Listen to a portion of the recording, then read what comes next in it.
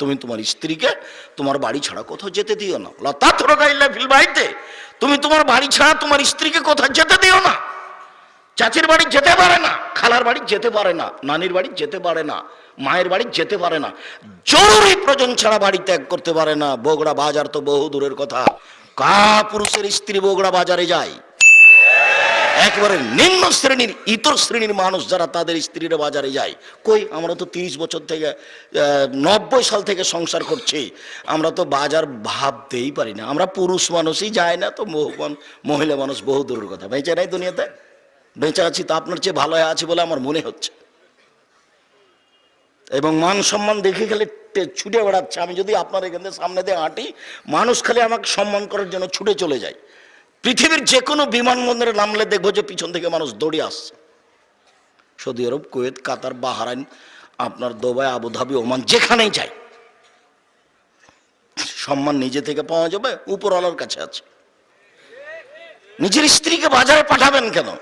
আপনি যাবেন, আপনার ভাই যাবে, আপনার ছেলে যাবে, ওর শ্বশুর যাবে, ওর দেবর যাবে, ওর ভাসুর যাবে, একেরও যাবে। এর লজ্জা হয় না? এর শরম হয় না? 3 শ্রেণীর মানুষ জান্নাতে যাবে না, তার মধ্যে আপনি আছেন। 3 শ্রেণীর মানুষ জান্নাতে যাবে না, তার মধ্যে আপনি আছেন। এক, রাজরাত মিনান নিসায়ে, পুরুষের বেশধারী নারী, যারা পুরুষের জুতা স্যান্ডেল পরে, যারা পুরুষের শার্ট প্যান্ট পরে, যারা পুরুষের পোশাক পরে, যারা গেঞ্জি গায়ে দিয়ে চলে, ওরা জান্নাতে যাবে না। 2, দায়ুস, আপনি যে তার বাড়িতে বেহায়ের সুযোগ দিয়েছে। আপনার বউ কেন বাজারে কেন যাবে? উপস্থিত বৈঠকের দিনই মুসলিম বোন, আপনাকে বলছি, আপনার লজ্জা থাকা দরকার, আপনার ইতস্তবোধ থাকা দরকার। আপনার বাজার ভেসে যাক, কেন যেতে হবে আপনাকে? আপনার একটা গায়ে, আপনাকে বলছি এবার, আপনার তো একটা গায়ে পুরুষত্ব থাকা দরকার। আপনার স্ত্রী খালি বাড়ির বাইরে গিয়ে একটা জিনিস নিয়ে এসেছে, তখন আপনাকে খেপে যেতে হবে। কেন? আমাকে বললেই হতো, তোমাকে বাড়িতে রাখার জন্য পেশাবখানা করেছি, পায়খানা করেছি, গোসলখানা করেছি, টিউবওয়েল দিয়েছি, তারপরে তুমি বাইরে গেলে কেন?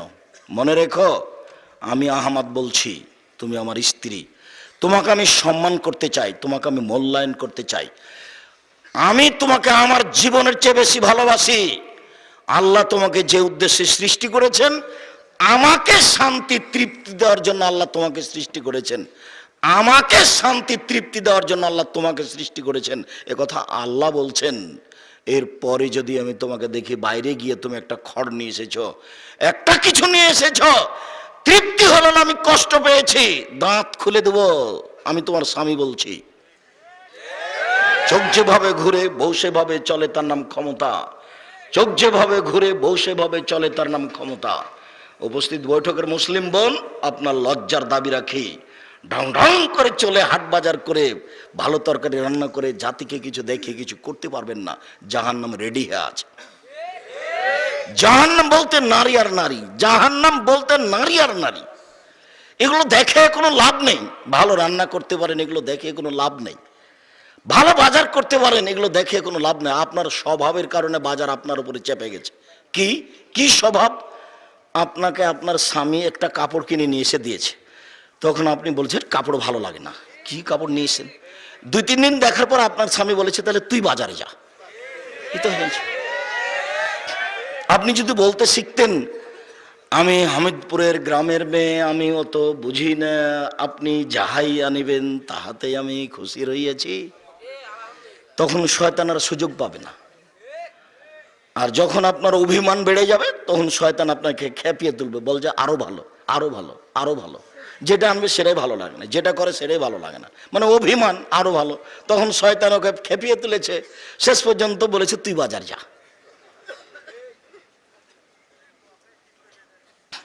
সম্মানিত দিনী ভাই বোন, বলছিলাম স্ত্রীকে কটু কথা বলবেন না। যৌতুক নেওয়া তো বহু দূরের কথা। 5টা জিনিস মানে স্বামী দায়িত্ব পালন করবেন। মহান আল্লাহ বলেন, সত্যবাদীদের অন্তর্ভুক্ত হও। আমাদের নবী মুহাম্মদ সাল্লাল্লাহু আলাইহি সাল্লাম বলেন, আদখিলনি মুদখালা কুল আখরিজিন মুখরাজান সিদকা। হে আমার প্রতিপালক, তুমি আমাকে, আমি যে মক্কায় ছিলাম এখন মক্কা থেকে চলে যাচ্ছি, তুমি আমাকে এখানে সত্যবাদী করে বের করো, আর যেখানে আমি যাব সেখানে আমাকে সত্যবাদী করে রেখো। আমি জাতির সামনে কোনোদিন মিথ্যুক হতে চাই না, আমি এই বিপদ ঘাড়ে করতে চাই না। রেখেছ, সত্যবাদী করে রাখো, নিয়ে যাবা ওখানে সত্যবাদী করে রাখবা, এটা আমার দাবি, তুমি এটা পূরণ করো। এই কথা রাসূল সাল্লাল্লাহু আলাইহি ওয়াসাল্লাম যখন তখন বলতেন। আল্লাহ তাআলা বলেন, ইন্নাল্লাহ লা ইয়াহদি মান হুয়া মুসরিফুন কাযাব, যে মিথ্যুক সীমা লঙ্ঘন করে আল্লাহ তাকে পথ দেখান না। আল্লাহ বলছেন, উযকুরু ফিল কিতাবে ইব্রাহিমা ইন্নাহু কানা সিদ্দিকান নাবিয়্যা। পৃথিবীর মানুষ, তোমরা যদি কেউ সত্যবাদী মানুষকে দেখতে চাও তাহলে ইব্রাহিমকে দেখো। পৃথিবীর মানুষ, তোমরা যদি কাউকে সত্যবাদী মানুষ দেখতে চাও তাহলে ইব্রাহিমকে দেখো। যদিও ইব্রাহিম আলাইহিস সালাম যে কথাটা মিথ্যা বলেছিলেন সেটা মূলত মিথ্যা নয়, আল্লাহ সেই মিথ্যাকে গ্রহণ করলেন না। আল্লাহ বলছেন ইব্রাহিম সত্যবাদী মানুষ। পৃথিবীর মানুষ, তোমরা সত্যবাদী মানুষকে দেখো কোরআন মাজিদে। কে তিনি? তিনি ইব্রাহিম আলাইহিস সালাম। অথচ ইব্রাহিম আলাইহিস সালাম প্রয়োজনে একটা মিথ্যা কথা বলেছিলেন। ওই যে দুইজন স্বামী স্ত্রী পার হচ্ছিলেন স্বৈরাচারী এলাকা দিয়ে। স্বৈরাচারী শাসককে বলা হলো, আপনার এলাকায় একটা লোক ঢুকেছে, তার সাথে একজন মহিলা রয়েছে, হিয়া আহসানুন নিসাই মিনাল আরব, সে আরব ভূখণ্ডে সবচেয়ে সুন্দরী। সারা হাওয়া থেকে নিয়ে কিয়ামত পর্যন্ত যত নারী এসেছে, যত নারী আছে, যত নারী আসবে, সবার চেয়ে বেশি সুন্দরী ছিলেন বলে বিদ্বানগণ মন্তব্য করেন। তবে তারা এ কথাও বলেন যে সারা যেই সময়তে পৃথিবীতে ছিলেন ওই সময়ে সবচেয়ে সুন্দরী নারী ছিলেন তিনি, ওই সময়ের সবচেয়ে সুন্দরী নারী। কিয়ামত মাঠ পর্যন্ত সারা পৃথিবীর সবচেয়ে সুন্দরী নন, সবচেয়ে সুন্দরী নন। তবে ওই শতাব্দীতে যত নারী ছিল সবার চেয়ে তিনি কি ছিলেন? সুন্দরী ছিলেন। স্বৈরাচারী শাসককে বলা হলো, তখন স্বৈরাচারী শাসকের পক্ষ থেকে তার কাছে গিয়ে বলা হলো, মানে আল্লাহ তিমাক ইব্রাহিম, আপনার সাথে যিনি আছেন ইনি কে? তখন ইব্রাহিম আলাইহিস সালাম বললেন, হে উখতি, সে তো আমার বোন। উনি তো বললেন না যে স্ত্রী, বললেন সে আমার বোন। সুমারাজা এলাইহা, তারপর স্ত্রীর কাছে আসলেন, এসে বলছেন, লা তুকাজ্জিবি হাদিসি, আমার কথাই তুমি আমাকে মিথ্যুক প্রমাণ করো না। কাদা আখবারতুহুম আন্নাকা উখতি, আমি কিন্তু তাদের বলে দিয়েছি তুমি আমার বোন। এখন তুমি যদি বলো যে সে আমার ভাই, সে আমার স্বামী, তাহলে তো আমি মিথ্যুক হয়ে যাব। আমি বলেছি তুমি বোন, তুমি বলবে আমার ভাই। এখন তুমি যদি বলো যে ইব্রাহিম আমার স্বামী, তাহলে কিন্তু মিথ্যুক হয়ে যাব। আমি কিন্তু তাদের বলে দিয়েছি যে তুমি আমার বোন। এই কথা বলার পরে বলছেন, শুনে রেখো সারা, ইন আলাল আরজে মুমিনুন গায়রুকে, মাটির উপরে আমি আর তুমি ছাড়া পৃথিবীতে আর কেউ মুমিন পুরুষ নারী নেই। এই হিসাবে আমরা দুইজন ভাই বোনও বটে, এই হিসেবে আমরা দুইজন ভাই বোনও বটে। আল্লাহ তাআলা ইব্রাহিম আলাইহিস সালামের কথাটাকে মিথ্যা হিসাবে গ্রহণ করলেন না। আল্লাহ বললেন যে তোমরা পৃথিবীতে সত্যবাদী যদি মানুষ দেখতে চাও তাহলে কাকে দেখো? ইব্রাহিম আলাইহিস সালামকে দেখো। চলে যাই তাড়াতাড়ি হাদিসে। আবু হুরায়রা রাদিয়াল্লাহু তাআলা আনহু বলেন, রাসূল সাল্লাল্লাহু আলাইহি ওয়াসাল্লাম বলেছেন, সালাসুন, তিন শ্রেণীর মানুষ, লা ইউকাল্লিমুহুমুল্লাহু তাআলা ইয়াউমাল কিয়ামা ওয়া লা ইউযাক্কিহিম ওয়া লা ইয়ানজুরু ইলাইহিম আল্লাহুম্মা আদামুন আলিম। তিন শ্রেণীর মানুষ, এক, তাদের আল্লাহ বিচারের মাঠে কথা বলবেন না। দুই, তাদের পবিত্র করবেন না। তিন, তাদের প্রতি দয়ার দৃষ্টি দিবেন না। চার, তাদের জন্য কষ্টদায়ক শাস্তি রয়েছে। বিচারের মাঠে তাদের সাথে আল্লাহর কোনো কথাই নাই, যাও তোমার সাথে কোনো কথাই নাই। তিন শ্রেণীর মানুষ, বিচারের মাঠে আল্লাহ তাদের সাথে কথা বলবেন না। কে তারা? এক, মালিকুন কাযযাব, মিথ্যুক দায়িত্বশীল, মিথ্যুক হেডমাওলানা, মিথ্যুক হেডমাস্টার, মিথ্যুক প্রিন্সিপাল, মিথ্যুক ভাইস চ্যান্সেলর, মিথ্যুক জেল সুপার, মিথ্যুক চেয়ারম্যান মেম্বার, মিথ্যুক ওসি দারোগা, মিথ্যুক এমপি মন্ত্রী, যারা যেখানে মিথ্যা কথায় দায়িত্ব পালন করবেন, আল্লাহ তাদের সাথে বিচারের মাঠে কথা বলবেন না, সে যতবারই হজ করুক না কেন। মিথ্যার পরিণাম খুব খারাপ,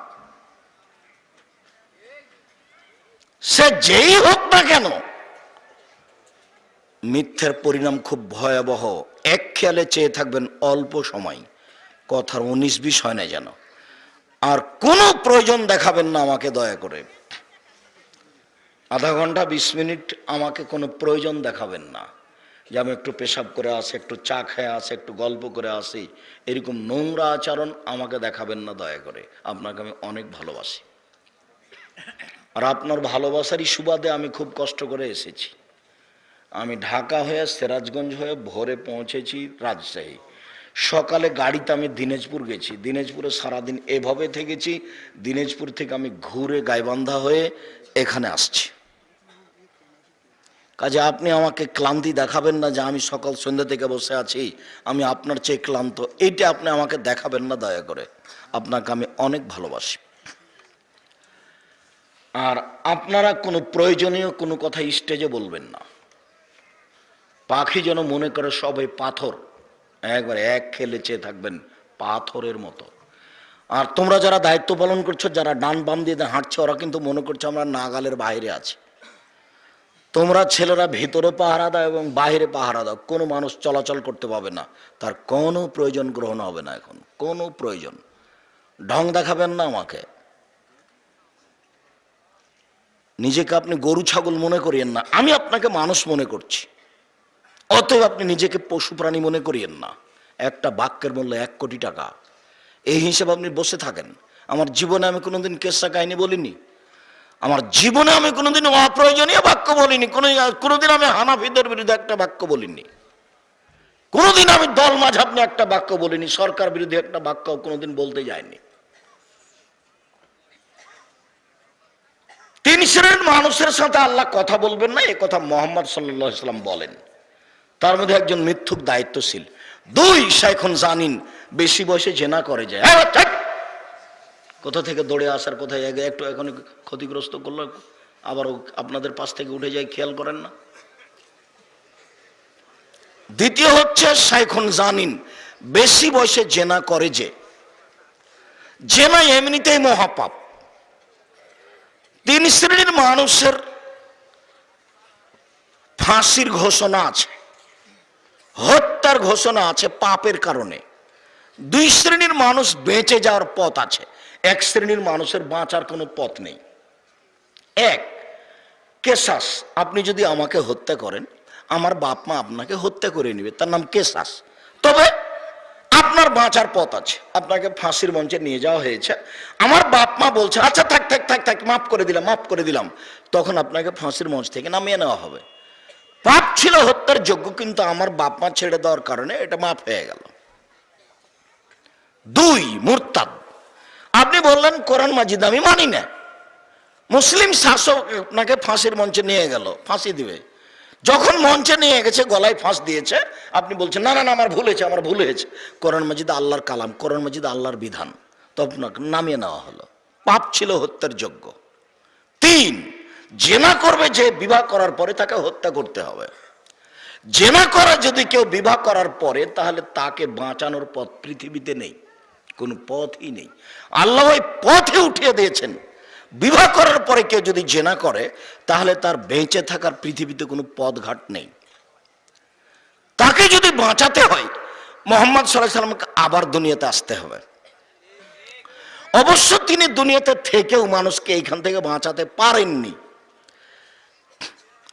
একজন মহিলা এসে বলল যে আমার পেটে অবৈধ সন্তান আছে, বিচার করে দেন। আল্লাহ রাসূল বললেন যে বাচ্চা হবে তখন আসিও।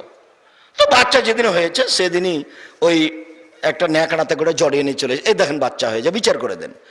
তা আল্লাহ রাসূল দেখে অবাক, বলে আচ্ছা ঠিক আছে বাড়ি চলে যাও, যেদিন বাচ্চা দুধ ছেড়ে দিবে, দুধ খাও, যেদিন দুধ ছেড়ে দিবে সেদিন নিয়ে আসিও, বিচার করে দেব। মহিলা চলে গেল, 2 বছর বাচ্চাকে দুধ খাওয়ালো, 2 বছর পরে বাচ্চা নিয়ে উপস্থিত, এই দেখেন বাচ্চা দুধ ছেড়ে দিয়েছে, হাতে রুটির টুকরা আছে। দৃশ্য দেখে আল্লাহ রাসূল বললেন, শোনো, এই বাচ্চাটাকে একজন লালন পালন করো। বাচ্চা তো এখন মাত্র 2 বছর। সঙ্গী সাথে তোমরা একে মাঠে নিয়ে যাও, মাঠে নিয়ে গিয়ে গর্ত খোঁড়ো, বুক পর্যন্ত মাটিতে পুঁতে দাও, চতুর্দিক থেকে ইট ঢেল পাথর মেরে তাকে মেরে মেরে বিদায় করে দাও দুনিয়া থেকে। সাহাবীগণ বলছেন আমরা মারছিলাম। খালিদ বিন ওয়ালিদ বলছেন আমি একটা পাথর তার মুখের উপরে মারলাম, বা তানাজ্জাহ দামলাও যে খালিদ, পাথরটা মুখে লেগে মুখ ফেটে ছিটকে রক্ত গায়ে লেগেছে খালিদের। বাহ! খালিদ তাকে গালিতে বসেছেন, এরকমই হবে কিছু, চি চি চি চি চি চি, একজন জেনাকারিনী মহিলার গায়ের রক্ত আমার গায়ে লাগলো, এরকম কিছু বলে হবেন। তখন আল্লাহ রাসূল বলছেন মাহালে না খালিদ, খালিদ থামো, তুমি একে গালি দিও না। লাকাত তাবাত তাওবাতান লা তাওবা সাইমাকসিন লা গফিরাল্লাহু, এই মহিলা এত তওবা করেছে, এই মহিলা এত ক্ষমা ভিক্ষা চেয়েছে, এই এত কান্নাকাটি করেছে, বড় থেকে বড় পাপী যদি এরকম তওবা করে তাহলে তার পাপকে ক্ষমা করা হবে খালিদ। তার মানে তিনি বুঝলেন তার পাপ ক্ষমা হয়ে গেছে, তিনি তার জানাজা করলেন, তিনি তার কাফন দাফন করলেন, তিনি সব কিছু করলেন, বুঝলেন, কিন্তু একটু বলতে পারলেন না যে তোমার বিচার হবে না, তুমি চলে যাও। মুহাম্মদ সাল্লাল্লাহু আলাইহি সাল্লাম আর একজনের কাছে জিম্মি, কার কাছে? আল্লাহর কাছে। ওটা অর্ডার নেই, জেনা করেছি বিবাহ করার পরে, অতএব তার ফাঁসি হতে হবে, এটাই ঠিক। তাকে ইট ঢেল পাথর দিয়ে মেরে মেরে মেরে ফেলতে হবে, এটাই ঠিক। আল্লাহুম্মা ইন্নী আউযু বিকা মিন আযাবি জাহান্নাম ওয়া আউযু বিকা মিন আযাবিল কবর ওয়া আউযু বিকা মিন ফিতনাতিল মাসিহিদ দাজ্জাল ওয়া আউযু বিকা মিন ফিতনাতিল মাহইয়া ওয়াল মামাত। এই সব ফিতনা থেকে তুমি আল্লাহ রক্ষা করো। যুবক, তোমাকে বলে যাচ্ছি, তোমার মোবাইলে যত মেয়ের নাম্বার আছে চিরদিনের জন্য ভুলে যাও। উপস্থিত বৈঠকের মুসলিম বোন আপনাকে বলছে, তোমাকে বলছি, তোমার লজ্জা থাকা দরকার, তোমাকে বলছি, শোনো, তোমার মোবাইলে যেন আজকের পর থেকে আর কোনোদিন কোনো যুবকের নাম্বার না থাকে, তুমি এইভাবে ভুলে যাও। কোন ভাবে আব্দুর রাজ্জাক সাহেব? তুমি এইভাবে ভুলে যাও। কিভাবে আব্দুর রাজ্জাক সাহেব বলেন তো একটু, কিভাবে? মারিয়ামের মতো। কিভাবে মারিয়ামের মতো? মানে মারিয়ামের কাছে জিবরাইল এসে বললেন আপনার একটা সন্তান হবে। তখন মারিয়াম বলছেন বলেন কি আপনি? আন্নালি গোলাম আলম ইয়াবসাসনি বাসার আলম আকবা গিয়া, আরে আমার সন্তান হবে কি করে? আমি বিবাহ করিনি, আমি জেনাও করিনি, আমার সন্তান হবে কি করে? আমি তো বিবাহ করিনি, আমি তো জেনাও করিনি, সন্তান হবে কি করে? অবাক কথা বলেন কেন? তখন জিবরাইল বলছেন যে আপনার প্রতিপালক বলছে হবে, পারে। আরে বাপ মা ছাড়াই করেছেন আদমকে, তো মা দিয়ে আল্লাহ ঈসাকে করতে পারেন না? ওরা একেবারেই সহজ, উনি তো যা ইচ্ছা তাই করতে পারেন। সন্তান একদিন হয়েই গেল। যখন সন্তান হয়ে গেল তখন তিনি বলছেন ওরে আমার আফসোস, ওরে আমার দুঃখ, কোন তো নাসিয়া মানসিয়া, আমি জাতির কাছ থেকে ভুলে যেতাম, কেউ আমাকে জানতো না মারিয়াম কেটা, আমি কেমনে বুঝাই জাতিকে যে এটা আমার সন্তান। যখনই বাচ্চা নিয়ে গ্রামে যাব সবাই তখন বলবে ছি ছি ছি ছি ছি ছি ছি ছি, মসজিদে থাকে, বাইতুল মুকাদ্দাসে থাকে আর জেনা করে, জেনার সন্তান নিয়ে এসেছে, ছি ছি। সবাই যে আমাকে কথা বলবে, আমাকে যে গ্রামে কেউ জায়গা দিবে না, ওরে আমার আফসোস, কোন তো নাসিয়া মানসিয়া, আমি এমন ভাবে হয়ে যেতাম পৃথিবীর কোন মানুষ জানতো না মারিয়াম কেটা। ইতিহাসের পাতা থেকে একবারে খসে যেত, কেউ জানতো না মারিয়াম কেটা। এরকম আমাকে করে দাও, আমি মারিয়াম, এটা মানুষের মনে যেন না থাকে। মানুষ তো বলবে, বদনাম তো বহু দূরের কথা, আমার কথা মানুষের মনেই থাকবে না। মারিয়াম যেভাবে চেয়েছিলেন কথাটা, তুমি মেয়েটার নাম্বারকে এইভাবে ভুলে যাও। মেয়েটা যে কে আমি কোনোদিন শুনিনি, আমি তার নাম কোনোদিন নিনি, এইভাবে তুমি হয়ে যাও। এখন তওবা করো, আস্তাগফিরুল্লাহ ওয়া আতুবু ইলাইহি, নাউযুবিল্লাহি মিন জালিক।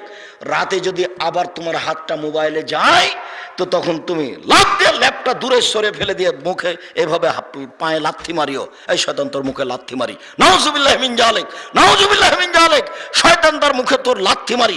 লাফ দিয়ে ল্যাপটা ফেলে দিয়ে বাইরে আগ্নেয় চলে যাবেন, উঠানে চলে যাবেন। যে বলবেন না আমি তো আল্লাহ তোমার কাছে আশ্রয় চেয়েছি, আবার আমার মনটা কেন চাইলো তার সাথে কথা বলার, কেন চাইলো? আমি তো তাকে ঘৃণা করি, আমি তো না করে দিয়েছি, কিসের সাহসে আমাকে শয়তানের কথা বলে? শয়তানের সাহস আছে, আল্লাহর সাথে তার দুটো চুক্তি হয়ে আছে। যখন আল্লাহ তাকে বললেন সর সর সর সর, আদমকে সিজদা করলি না, সরে যা, তুই আমার রহমতের মধ্যে নেই। তখন ইবলিস বলছে দুটা কথা, কি কিয়ামত পর্যন্ত বাঁচতে চাই, ঠিক আছে দিলাম। আরেকটা কি, আদম সন্তানকে ভ্রান্ত করতে চাই, কেমনে ও জান্নাতে যাবে আদমের ছেলে মেয়ে তা আমি দেখে ছেড়ে দেবো। তাহলে ও জিদে আছে, আমি একাই জাহান্নামে যাব, আদমের ছেলে মেয়েকে নিয়েই যাব। তখন বলছে এভাবে, ও ইজ্জতেকা জালালেকা ইরতিফায়ে মাকানেকা, আপনার মর্যাদার কসম, আপনার সম্মানের কসম, আপনার ইজ্জতের কসম, লাউবিয়াল ইনসানা, আমি আদমের ছেলে মেয়েকে ভ্রান্ত ভুল পথে নিয়ে যাবই যাবই যাবই, তোমার ইজ্জতের কসম করে বলছি। এগুলো কে বলছে বলেন তো দেখি? ইবলিস বলছে। যখন এভাবে বলে চলে যাচ্ছে তখন আল্লাহ বলছেন, ও ইজ্জতিও মাকানি ও ইরতিফায়ে জালালি, আমার ইজ্জতের কসম, আমার সম্মানের কসম, আমার মর্যাদার কসম, ইবলিস তুমি মনে রেখো, আদমের ছেলে মেয়ে যতবার ক্ষমা চাইবে ততবার আমি ক্ষমা করে দিব। ইয়াবনা আদম, আদমের ছেলে মেয়েকে বলছে, ইয়াবনা আদম মা দাওয়াতানি ওরা যাওতানি, তুমি যেভাবে ডাকো আমি সেভাবে থাকি, তুমি যেভাবে আশা পোষণ করো সেভাবে পূর্ণ করে থাকি। আদমের ছেলে মেয়ে শোনো, তুমি যেভাবে ডাকো